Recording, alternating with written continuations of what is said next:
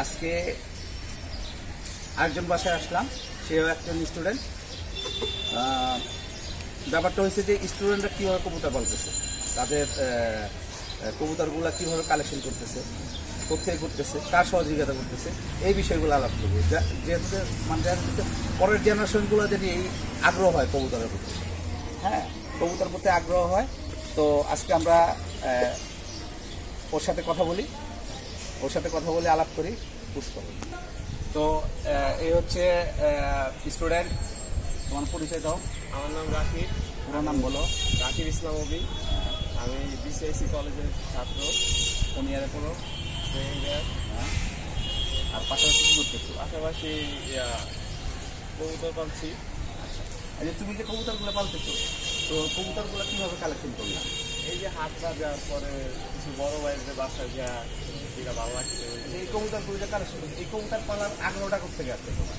এই যে দেখতাম ভাই আপনি কবুতর গাইতেন, তখন থেকে আমার ছোটবেলাতে আগ্রহ। এই বাসায় আমি যখন আগে দেখছি আগে কবুতর ছিল, ওগুলো কে পালবে? ওগুলো আমি পালতাম, ওগুলো তো কিছু বুঝতাম না যে কীভাবে ছাড়াছাড়ি করা লাগবে, রেস করা লাগবে, হ্যাঁ, উড়ান লাগবে কীভাবে, এগুলো কিছু বুঝতাম না, কীভাবে জোড়া দিতে হবে। তোমার বড় ভাই কবুতর পালতো, তারপরে তুমি করছো, হ্যাঁ, তারপরে তুমি আসলে এই কবুতরটাই একটা বিষয় যে মানে একটা ব্লাডে চলে আসে যে ভাই পালছে, ভাইয়ের থেকে দেখতে দেখতে আমিও শুরু করছি, এইভাবেই কবুতর পালা হয়ে যায়।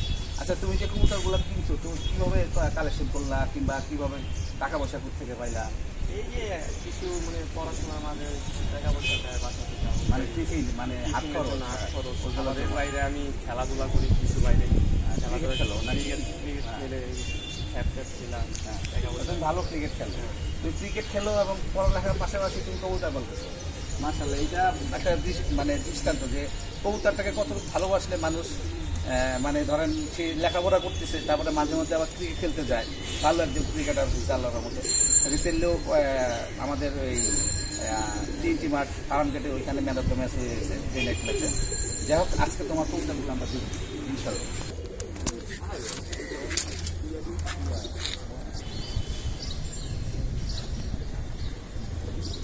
কিছু বাচ্চা এখানে আছে, আর কিছু বাচ্চা বামে চলে গেছে, রোদে দেওয়া আছে। আচ্ছা রাকিব, তোমার থরের রুমগুলা চলো যাই দেখি, ছোট্ট আকারে করা, ছোট্ট করে।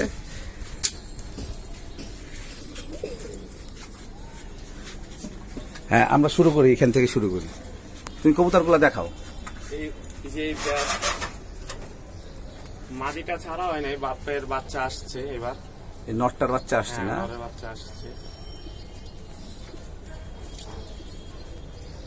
তুমি যে এই জোড়াগুলো করছো, যে সবুজ গলার সাথে খাকি, এটা কেন করছো, কি কারণে করছো আমাকে একটু বলো। কি কারণে? এটার মানে ব্রিডিং লাইনটা অনেক ভালো, এর জন্য আমি ব্রিডিং লাইন বলতে নরের না মাদি?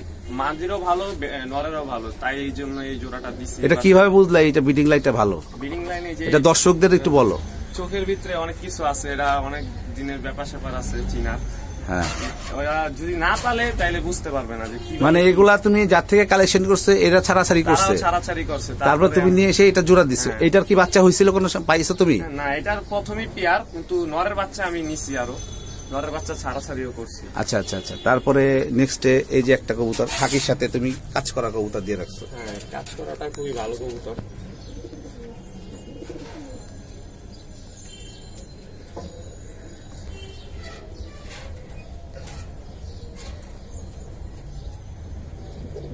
আচ্ছা, এইটাও ছাড়াছাড়ি কবুতর, মানে এইটাও তুমি করে দিছো? ওরও বাচ্চা আসছে এবার।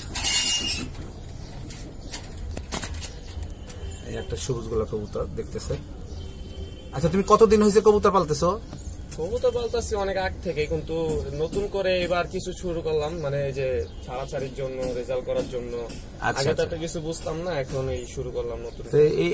তোমার ভিতরে এই জিনিসগুলা কিভাবে আসছে যে আমার ভালো কবুতর, আমি তো কবুতর খাওয়াচ্ছি, একই কবুতর খাওয়াচ্ছি, কবুতর ধরো একটা গুলা কবুতর যে খাবার খায়, একটা ভালো গ্রিব আছে সেই খাবার খায়, তো এই জিনিসটা কিভাবে আসলো মাথার ভিতরে? এটাই চিন্তা করলাম যে আমার একটা কবুতর যদি 10 টাকার খাওয়ান খায়, ওটার থেকে আমার 20 টাকা আসবে না, তো এই কবুতর যদি 10 টাকার খাওয়ান খায় 20 টাকা আসতে পারে, এর জন্য এই কবুতর গুলা করছি। তাহলে এবার তোমার চিন্তা ভাবনা আছে, তুমি এই যে ছাড়াছাড়ির জন্য যাবা কিংবা টুর্নামেন্টে যাওয়ার একটা চিন্তা ভাবনা আছে? আচ্ছা, মাশাআল্লাহ, খুব ভালো। এই যে তুমি কবুতর গুলা কালেকশন করছো খাঁচা, এইগুলা করে দিছে কে? এই যে সেটআপ মেটআপ এগুলা কি তুমি নিজেই করছো না তোমার ভাই তোমাকে সাহায্য করছে? এই যে কিছু বড় ভাই আছে এলাকার, হ্যাঁ। তারা বলছে যে এইভাবে করো, এর থেকে কবুতর কিনো। তারা এইভাবে বলছে, তারপর তাদের সাথে কথাবার্তা বলে আলোচনা করে তারপরে এই কালেকশন। আচ্ছা ঠিক আছে, ঠিক আছে।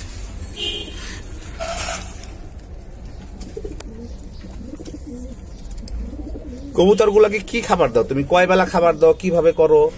আর মানে ব্রিডিং ছাড়া থাকলে এক বেলা খাওয়ান দেই এগুলাকে।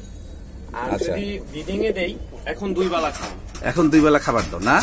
আচ্ছা, এই যে তুমি যে কবুতর পালতেছো আর তোমার যে কলেজ আছে, তোমার যে ভার্সিটি কলেজে যাও, তুমি কলেজে যাওয়ার মানে তোমার কলেজে মানে যাওয়া আসা করতে কি তুমি সময় পাও কবুতরের যত্ন নেওয়ার জন্য? কিভাবে করো এটা জিনিসটা একটু বলো দর্শকদের। এটা সময় হলো মানে যে সময় আমি ফ্রি থাকি সকাল টাইমটা অনেক, আচ্ছা। নামাজের পর হ্যাঁ। যে টাইমটা ফ্রি থাকি ওই টাইমটা আইসা আমি কবুতরগুলো ছাইরা দিই।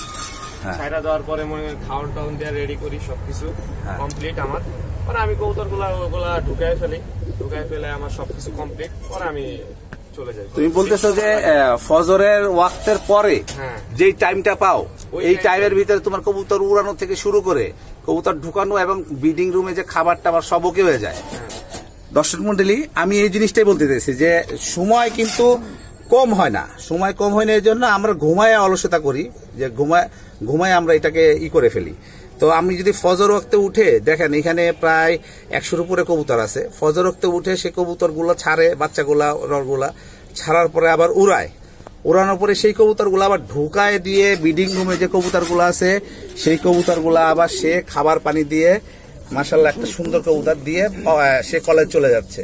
কলেজ থেকে আবার আসার পরে সে আবার কবুতরগুলো যত্ন নিতেছে। তার মানে তোমার যে টাইমটা এই কবুতর পিছনে পার হয়ে যায়। হ্যাঁ, তাই আর কোনো বাজে আড্ডা মাড্ডা আসে না কারো। বাজে আড্ডা আসবে, তুমি তো সময় পাইতেছো না, বাজে আড্ডা কোত্থেকে আসবে? তারপরে তুমি এইগুলোই করো, তারপরে তোমার শেষ হয়ে যায়, তারপর গোসল টোসল করে তুমি পড়ালেখা আবার পড়াশোনার জন্য মনোযোগ দাও না? হ্যাঁ।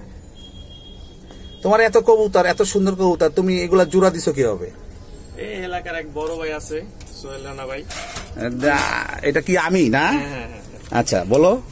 আইসা বাইরে বললাম যে ভাই আমার কবুতরগুলো একটু জোড়া দিয়া দেন, হ্যাঁ। আমার কবুতরগুলো একটু বাচ্চা কাচ্চা ভালো করতে হবে এবার, মানে ছাড়াছাড়ির জন্য। তাই বড় ভাইরে বললাম, তিনি আসলো। আচ্ছা ভালো কথা হইলো, এটা করতে হবে, কারণ এলাকার ছেলে ভাই ব্রাদার যদি থাকে এদের সবাইকে নিয়ে কবুতর পালতে হবে, না হলে।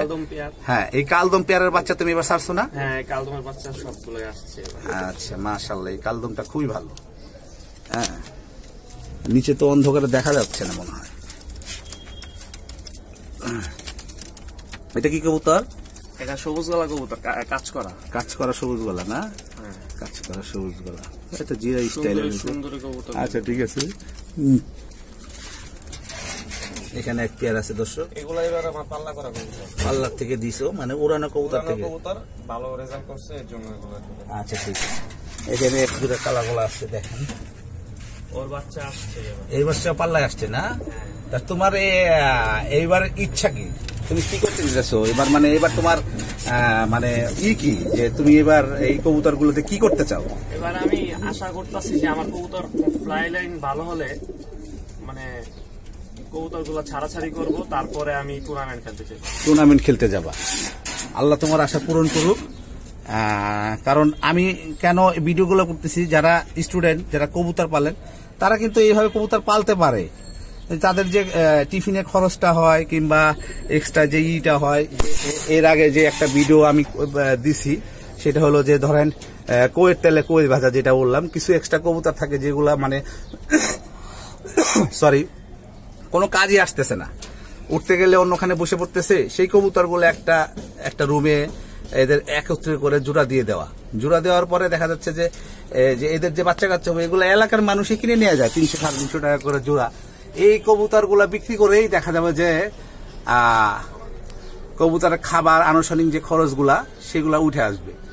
হ্যাঁ, এটা মোটামুটি আল্লাহর রহমতে কোনো ব্যাপারই না।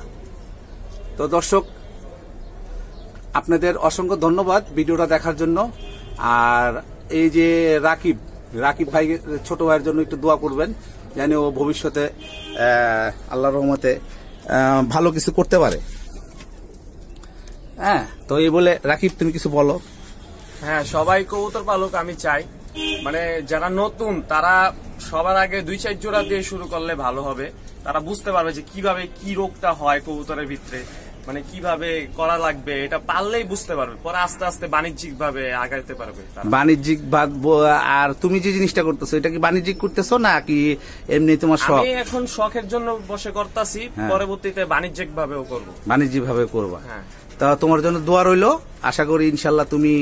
আচ্ছা, আরেকটা জিনিস, তুমি যে এই যে অসুখের কথা বললা, এই অসুখগুলা তুমি কিভাবে করো, ট্রিটমেন্ট করো? অসুখ কি কি অসুখ হয় কবুতরের তোমার এখানে? বেশিরভাগই ঠান্ডা থেকে রোগটা ছড়ায়। ঠান্ডা থেকে? মানে বেশিরভাগই ঠান্ডা লাগে, ঠান্ডা থেকে বিভিন্ন রকমের রোগ আকার নেয়। তা তুমি তখন যখন দেখতেছো কবুতর ঠান্ডা, তখন তুমি কি করো? তখন আমি যে পরামর্শ নেই বড় ভাইদের কাছ থেকে, পরে ডাক্তার আছে, তারপরে বেশিরভাগ ঠান্ডা লাগলে টাইলোবেট আছে, এগুলা নিয়ে মনে করেন খাওয়াই দিলে তখন দেখা যায় মাশাআল্লাহ 2-3 দিন খাওয়াইলে পরে দেখা যায় রেজাল্ট পাওয়া যায়। তারপরে এছাড়া ভ্যাকসিন করি আমরা 3 মাস পর পর। কি ভ্যাকসিনটা দাও? রানী ক্ষেতের ভ্যাকসিন আছে। ওটার নাম কি? নামটা হলো আরডিবি। হ্যাঁ, আরডিবি। আরেকটা আছে হলো আচ্ছা আরডিবি, সালমোনেলা, তারপরে এগুলার। আচ্ছা, টিকা দেওয়ার পরে তুমি কি কৃমির ওষুধ কোর্স করো? হ্যাঁ, কৃমির কোর্স করো। এটা কয়দিন পরে করো? কয়দিন পরে? এটাও 3 মাস পরে। 3 মাস পরে। আগে কৃমি দাও না টিকা দাও? আগে কৃমি দেই। আগে কৃমি দেওয়ার পরে তারপরে কি করো? টিকা দিই। আচ্ছা, কৃমি দেওয়ার পরে তারপরে ওকে কি দাও? কৃমিটা দেওয়ার পরে ভিটামিন, লিভারটন, ক্যালপ্লেক্স, হ্যাঁ, এগুলো দেওয়ার পরে তারপরে টিকাটা দাও। তারপরে টিকাটা দেই, তারপরে কবুতর গুলা দেখি যে ফিট আছে নাকি, তারপরে জোড়া দিয়ে। আচ্ছা, যাক দর্শক মন্ডলী, তোমার জন্য আপনারা দেখতেছেন একটা স্টুডেন্ট হয়ে কিভাবে কবুতর গুলা পালতেছে। তো আমি বলতে চাই, এটা যারা স্টুডেন্ট মানুষ, আল্লাহ জানি তাদের এইভাবে কবুতর গুলা পালার তৌফিক দেয়। মানে এর জন্য মানে বলতেছি কারণ অল্প থেকেই বেশি বড় হয়। এরাই হবে বাংলাদেশের নেক্সট প্রজন্ম, নেক্সট কবুতরবাজ। এদের জন্য সবাই দোয়া করবেন, জানি আল্লাহ জানি এদের কবুতরগুলো ধরে রাখার তৌফিক দেয়। আমি এই পর্যন্তই আজকে বিদায় নিতেছি। আসসালামু আলাইকুম।